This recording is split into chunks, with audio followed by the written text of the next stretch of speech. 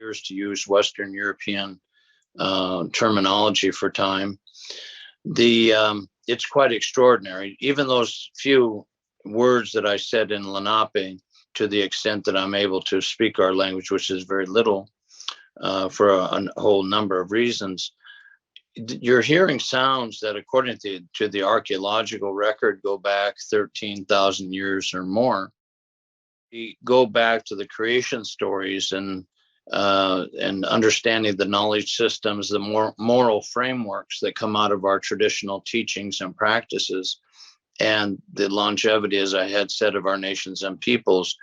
There's so much to learn from that, and we could go into a bit more of that. For example, I'll give you one example. The sound "la" in Lakota, which is the language of my friend Virgil and his people, that sound is indicating deep affection.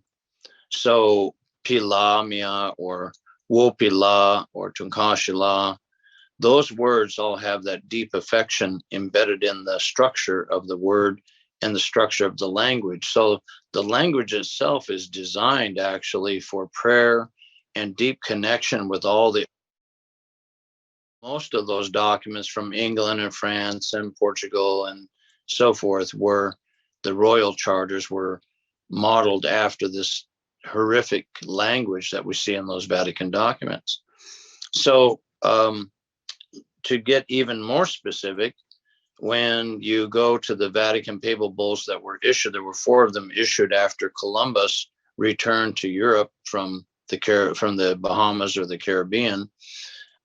Those documents reveal a number of patterns of domination as well. And I'll give you just a couple of examples. The papal bull from May 3rd of 1493, it refers to lands discovered and to be discovered. And then in Latin, it says, que sub actuali dominio temporali ali corum dominorum Christianorum constitute non essent. And what that means is that are not established or constituted under the domination, dominio, of any Christian dominators, dominorum Christianorum. And so what that tells us is that the intention of those voyagers and of those monarchs and so forth that sent the voyagers out across the ocean was to identify or locate those places on the planet that had not been forced under the domination system of the Christian empire. And in the papal document of May 4th, 1493, the Inter Terra papal bull of that date, you find the idea that one part of it says, we have confidence or trust in him, with a capital H on him, from whom empires and dominations and all good things proceed. So this envisions empire and domination emerging from the deity with the capital H on there. That's how you know that him refers to the deity of the Catholic Church, and that the Christian empire that the Pope Alexander VI wants to have propagated, Imperii Christiani Propagationem, is emerging from that deity. So it's quite extraordinary to go into those documents and understand a lot of these kinds of, this type of information. Was potestas, Potestas, potestas. And that basically means power, authority, sovereignty, sway, all the rule, all those types of terms. But it also went to other Latin terms such as dicio and ditio. And what that revealed was a meaning of to reduce to subjection a country to oneself. Or we could say, we could add the word force in there, to forcibly reduce to subjection a country to oneself. Because it's consistent with the way in which that mission system assaulted and abused and destroyed so many native people within California and elsewhere in the world, you know. Have you ever thought about using the Holocaust precedents for reparations? I think that could work in the legal system to go after the Catholic Church, not only looking for apology, but reparations perhaps in what they do in the schools there, because the Indian reservations for Canada, they're still dreadful places. But I think it could be a fascinating question to use Holocaust precedents for reparations from the Catholic Church. Also memory, your thing in memory. I use an exercise in class where I tell the students, I'm going to change your name today. Stephen, you're going to be David today. And when you go home, you're not going to know how to get home. So who are you? Who are you? And that's what you're talking about. Cognition and memory is so significant, because if you reclassify everything, every tree, bird, your name, you have no identity. And the most powerful thing we know about First Nation people is they were so connected to the world. Everything was sacred. Your name, standing there. I mean, you weren't named Henry Miller because you milled the fields, or George Farmer. You were connected to the very earth and nature. And that's so profound in terms of identity. So I really appreciate your conversation about memory. It really struck to all of you. But that said, the historical record is quite dark and has a lot of misery and a lot of suffering and a lot of devastation. And certainly that has impacted the nations here in California. Is to talk more specifically about how this history, these patterns that you're seeing in the movie, have played out in California. And when you, I did send you an email of a California map, and we may not be able to show it here, but we could send it out later. And it's quite extraordinary because it shows all the language areas within what's now called the state of California. And one of the things that we have to acknowledge, or ought to acknowledge, I think, is the way in which the Vatican papal bulls very specifically impacted what's now called California and all the areas claimed by Spain. You look at the extent of the devastation and destruction of native languages in California and cultures and traditions, and the extent to which the lands of the original nations have been overrun. All of that is a result and consequence of a claim on the part of the colonizers, of those invading forces, of those invading monarchies and their representatives against the original nations and peoples of this part of the world. And there's a really interesting assumption that goes with this whole effort to colonize distant lands. And that assumption is that once those Christian monarchs and their representatives arrive to non-Christian regions of the planet, that somehow magically, instantaneously, the peoples who have been existing in those places for thousands of years suddenly, instantaneously become subject to the thoughts and ideas and decision-making of the invaders, of the colonizers. When you rename the land, you rename everything. And I told you about the occupations that happened there. There were 4 of them. So there's 4 different versions of are we Cupeño, which is Spaniard? Are we Pala, which is, I don't know which language that is. Are we Kawasictum? There's all these different things that we didn't know were because it's been renamed so many times. Let me give you another example of why renaming is important. There should be not renamed. Say, for instance, we have a land over here near Moreno Valley, Moreno Valley, where there's a canyon here called San Mateo. And one of the renaming things they did was they renamed that canyon, which we have known as being a bad canyon. It was known for being a canyon where cannibals lived.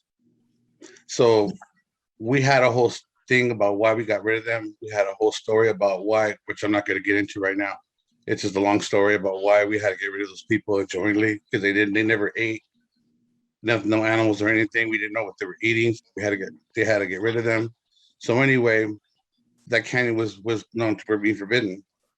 Well, now, since it's been renamed San Timoteo, which Larissa will tell you what the meaning is later on, it's kind of funny, but it's not. People were killed there and they were eaten. So why would we want to live there? We want to warn people about this place. When you rename that place, it no longer becomes that. It becomes something else that might be possibly dangerous. And for instance, my elder who told me about this, Albino Siva, he said that when he used to drive through that canyon, he used to have bad feelings. He would know, I'm not going through that today. I'm not going to go through there today. And one time his wife went through there and she had a car wreck and almost killed her, almost died. And it was right around that area where they're at. So they have a deep suspicion that canyon is still kind of bad. And you can't blame the people that were there because they never knew. So that's just one thing of renaming. And once again, so I lived the influence of what Mr. Newcomb was talking about. And I just wanted to put it out there that it's still continuing, because if I didn't go reconnect to my past, it would have been gone. And there's kind of an internal colonization that happens too, I think, when people are indoctrinated in it and live within it, because it's like for so many people that we know, they can't trace their records. They can't find their family records. They can't find themselves in history because they were renamed and they were replaced, like literally replaced, like put into other places. Either the residential school or the church. Yeah, one or the other. A story about this. They have some experience with this. It seems to be a universal throughout. Seems like every Native story that we're coming across, a Native experience. Going back really quickly to that San Timoteo story. We all who live around here know San Timoteo Canyon. We all drive through there regularly. I mean, I do all the time. But I do remember when we used to spend time with Albino Siva all the time, he would tell us day to day whether it was okay to drive through there or not, because he would have a feeling or not. He knew all the people who lived in that canyon. He knew people who had lived, who when he was young were over 100 years old, and knew all the stories from the whole area. Eastern Moreno Valley, kind of like where we're at the college, it actually is a prominent place in the Kuya, or the Kawasiktam creation stories, and just the early stories about the peoples. So we're actually living in a place that had prominence, but who knows that? We don't think of Moreno Valley as being a native place. It's been renamed. It's been renamed. It's been completely re-identified. Mm-hmm. And so that's one of the things, one of the reasons why we wanted to have Stephen here and wanted to have Albert represent that. And by the way, St. Timothy, I had to look it up because that's just what, last night we were talking about this and we're like, wait a minute, it was renamed for a saint. Who is St. Timothy? Apparently he's the patron saint of intestinal complaints. And we thought, my goodness, isn't that kind of, I don't know, ironic, I guess, considering that the issue that was happening in this place was that, there was a cannibalistic group that had to be dealt with by the local tribes in order to save the people. So kind of strange, really. Now, let's see. So let's see, Stephen, you were talking about, domination is your subject. I was wondering if. One of the things that I and Larissa were talking about is what people can do to start to change. One of the things that educators, all you people that were gearing towards educating, at least informing about the doctrine of discovery, is if we want to go and to begin anywhere, it's just to begin like say for instance, land acknowledgement. Where you all are teaching at, acknowledge the people that live there indigenously, whether they exist today or they don't. And if they do exist today, bring them in to represent themselves. Don't try to have someone else come in and do a powwow thing about them, like someone's going to do a dance because it represents a native thing from some other land, although that's okay. But it'd be nice to have an indigenous person from the area speaking their language, preserving it, because that's going to motivate them to do something. It's going to motivate them to continue their language. Just like Mr. Newcomb said about how important language is. I'm watching dying languages right now. I even go to the Apache reservation over there, Fort Muhammad, and on Fort Apache, White Mountain. Right now, they have a problem speaking. They all speak English. No one speaks Apache hardly, and they're isolated.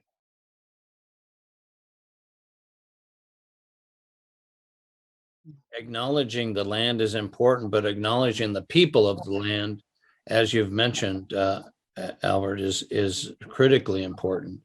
And because that's a way to overcome the dehumanization. The whole thing about dehumanization is erasure to make the people invisible. So we need to make the people visible, highly visible, acknowledge the longevity of our connection to our homelands, wherever that might be, and to work on that entire notion of repair. And I just think that it's very challenging because we have to, in my view, we have to recall that it's an intentional killing of those languages, something I call linguicide. Okay, that was the boarding school policy. Appreciate all of you who came here. You know, it's a busy week. It's evening time. I know people are tired. And thank you so much for being here and really listening and paying attention. And, you know, the whole idea of this is just the start of just educating these educators here, so that we can all try to make some kind of a difference that's real, not just paying a nod to it, but actually, you know, working towards some goals and, you know, acknowledging the people of the land, you know, combating dehumanization, combating invisibility, all of these things that we've been talking about. So thank you very much. Thank you, Stephen.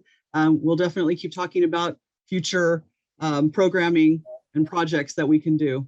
All right, so thank you, everybody. You have a good night. And remember to look at the diversity calendar that was sent out by Arlene. So there are events happening tomorrow all day long. There are events on Thursday and there are things on Friday.